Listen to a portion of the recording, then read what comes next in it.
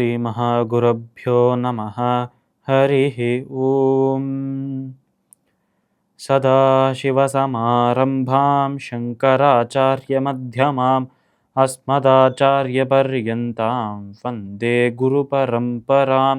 श्रुतिस्मृतिपुराणानाम् आलयं करुणालयं नमामि भगवत्पादशङ्करं लोकशङ्करम्। अपारकरुणासिन्धुं ज्ञानदं शान्तरूपिणं श्रीचन्द्रशेखरगुरुं प्रणमामि मुदान्वहम्. ஜெம் டிவியின் அன்பர்களுக்கு எனது வணக்கங்கள். இன்றைய நாள் அனைவருக்கும் இனிய நாளாக அமைய எல்லாம் வல்ல இறைவனை வேண்டி இன்றைய மதமும் நம்மதமே நிகழ்ச்சிக்கு செல்வோம். இன்னைக்கு நம்ம ஸ்ரீமத் பகவத்கீதையிலிருந்து ஒரு ஸ்லோகத்தை விரிவான விளக்கத்துடன் பார்ப்போம். अथ चित्तं समाधातुं न शक्नोषि मयि स्थिरम् अभ्यासयोगेन ततो मामिच्छाप्तुं धनञ्जय.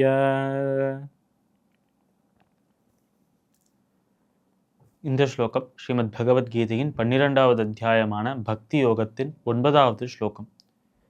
இந்த ஸ்லோகத்தில் நம்ம கிருஷ்ணர் அர்ஜுனனை பார்த்து சொல்வது, போன ஸ்லோகத்தில் அவர் சொன்னார், என்னையே உன்னோட மனதில் வைத்து கொண்டு என்னையே உன்னோட மனதுக்குள்ள ஸ்திரமாக நிறுத்த வேண்டும்.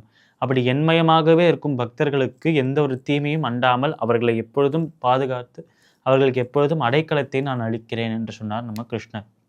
இப்போ அதன் ஒரு தொடர்ச்சியாக அவர் சொல்றது, அப்படி என்னை மனதில் நிறுத்த முடியவில்லையா, மனம் அலைப்பாய்ந்து கொண்டே இருக்கிறதா, அந்த இறைவனை நினைப்பதற்கெல்லாம் எனக்கு நேரம் இல்லை, அவ்வளோ வேலை இருக்கு என்று அவ்வளோ பிஸியாக இருக்கிறாயா, அவ்வளோ ஒரு ஆக்குபைடாக இருக்கிறாயா, அந்த மாதிரி ஒரு சமயத்தில் இன்னொரு வழி இருக்கு அர்ஜுனா என்று சொல்றார்.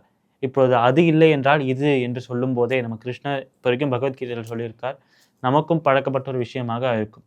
அவர் இப்படி இல்லை என்றால் இதாவது செய் என்று சொல்லும் போது அந்த இரண்டாவது ஆப்ஷன், இரண்டாவது வாய்ப்பானது ரொம்ப சுலபமாக இருக்கும் முதலாவது காட்டிலும்.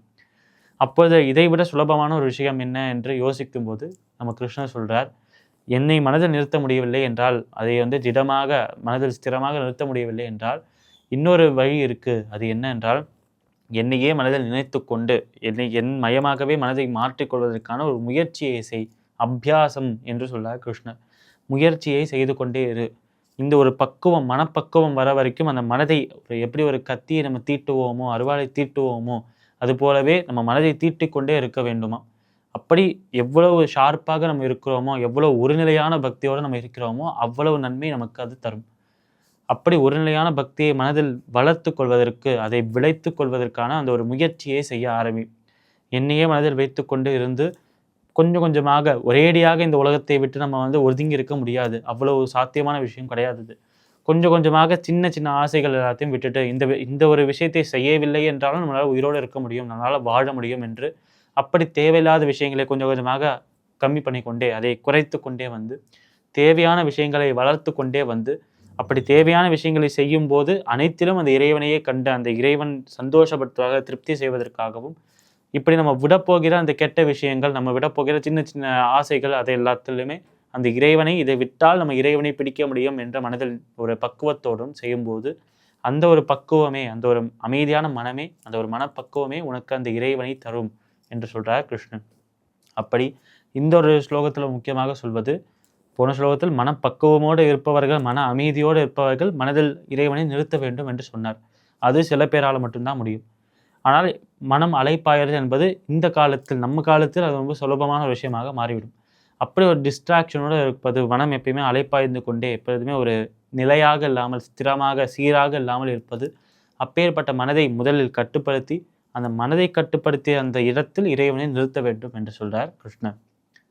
ஸ்ரீமத் பகவத்கீதையின் 12வது அத்தியாயமான பக்தி யோகத்தின் 8வது ஸ்லோகத்திற்குண்டான விளக்கம் இதுவே. மீண்டும் நாளை சந்திப்போம். நன்றி, வணக்கம்.